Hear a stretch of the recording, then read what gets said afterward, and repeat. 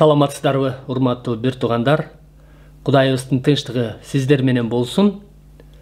Бүгүн биз сиздер менен Матай 5-бөлүм 9-аяттагы тынчтык орнотуучулар бактылуу, анткени алар Кудайдын уулдары деп аталышат деген теманы карайбыз. Тынчтыкка болгон муктаждык анын жоктугун көрсөтүп турат. Тынчтыктын жоктугу бул келишпестик, чыр-чатак, уруш талаш, жаңжал, жек көрүү, касташуу, душмандыктын кесепети. Адам күнөө кылганда Кудайдын душманы болуп калган. Көйгөй Кудайда эмес, адам өзү тил албастык кылып, Кудайдан алыстап кеткен. Демек, адам алгач Кудай менен элдешиши керек. Бирок ал муну кантип кыла алат? Ал бирөөнүн жардамысыз эле бул элдешүүнү кыла алабы? Ишая 9-бөлүм 6-аятта мындай деп жазылган. Анткени бизге наристе төрөлдү, бизге уул берилди. Бийлик кылуу анын бийлигинде.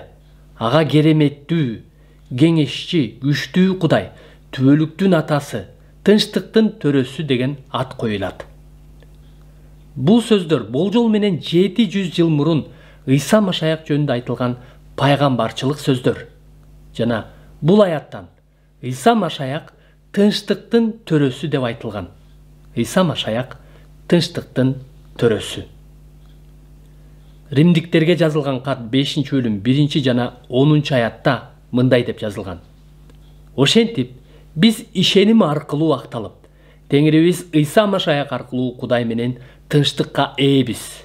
Анткени биз Кудайдын душманы болуп туруп, уулунун өлүмү аркылуу аны менен элдешип жатсак, анда элдешкенден кийин ал аркылуу куткарыларыбыз да анык. Ал эми бул аяттардан Ыйса Машаяк аркылуу биз Кудай менен тынчтыкка ээ боло аларыбызды көрдүк. Ыйса Машаяк бизди күнөөдөн куткарып, Кудай менен элдештириш үчүн өлгөн.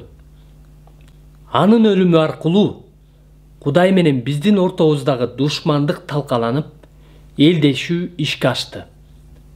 Анын өлүмү аркылуу биз Кудай менен элдештик. Корунтуктарга жазылган 2-кат 5-бөлүм 17-ден 21-ге чейинки аяттарда мындай деп жазылган. Ошентип, ким Машаяктын ичинде болсо, ал жаңы адам. Мурункунун баары өтүп кетти, азыр баары жаңы болду. Мунун баары Кудайдан. Кудай Машаяк аркылуу бизди өзү менен элдештирди жана бизге элдештирүү кызматын берди. Анткени Кудай Машаяктын ичинде дүйнөнү өзү менен элдештирди. Адамдардын күнөөлөрүн эске алган жок. Бизге болсо Кудай менен элдешүү жөнүндөгү сөздү жарыялоону тапшырды. Ошентип, биз Машаяктын атынан келген элчилербиз. Кудай өзү биз аркылуу адамдарга кайрылып жатат. Машаяктын атынан суранабыз. Кудай менен элдешкиле. Машаяк аркылуу өзүнүн алдында бизди адилеттүү кылыш үчүн күнөөнү билбеген Машаякты биз үчүн күнөөкөр кылды. Бул аяттардан Кудай менен элдешүүдө биздин эч кандай кылган ишибиз же тиешебиз жок экенин, Кудай өзү Машаяк аркылуу бизди өзү менен элдештиргендигин көрдүк. Ким Машаякка ишенбесе, ал дагы эле күнөөкөр жана Кудай менен душмандык мамиледе жашап жатат. Ал эми ким Машаякка ишенсе, анын күнөөлөрү кечирилип, Кудай менен элдешкен болот. Душмандык мамиледен достук мамилеге өткөн болот. Ал Машаякта жаңы адам экенин, мурунку эски жашоо өтүп кетти. Эми баары жаңы болгонун көрдүк.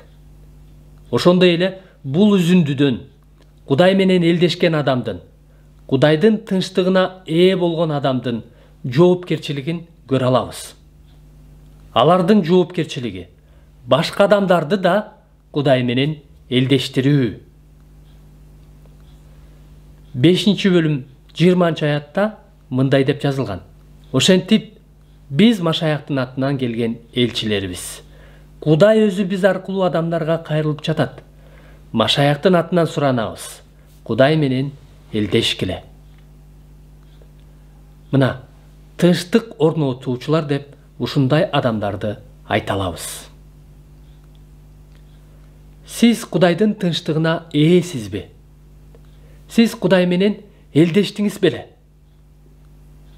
Эгерде Кудайдын тынчтыгына ээ болгон болсоңуз, эгерде Кудай менен элдешкен болсоңуз, башкаларды да элдешүүгө чакырып жатасызбы? Бул жоопкерчилигиңизди кантип аткарып жатасыз? Эмки насаат сөздө биз сиздер менен чындык үчүн куугунтукталгандар бактылуу деген теманы карайбыз. Бул сиз үчүн абдан баталуу жана бошотуучу сөз болот. Эмкиде көрүшкөнчө Кудайдын тынчтыгында болуңуздар.